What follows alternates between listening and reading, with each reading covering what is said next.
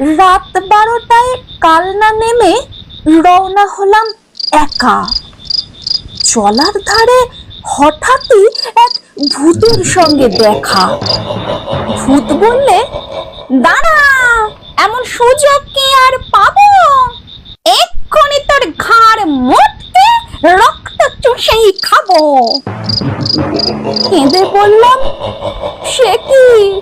আমি থুরথুরে এক বুড়ো, আমার দেহের রক্ত শীতল ঠান্ডা বরফ পুরো। তার চেয়ে ভাই পাকড়ে কোনো জোয়ান ছেলে মেয়ে দারুণ মজা পাবে তাদের গরম রক্ত খেয়ে। ভূত বললে, হোক ঠান্ডা, করবো তোকেই সবার। ইচ্ছে আমার হচ্ছিল আজ খুব কোল্ড ড্রিঙ্কস খাবার।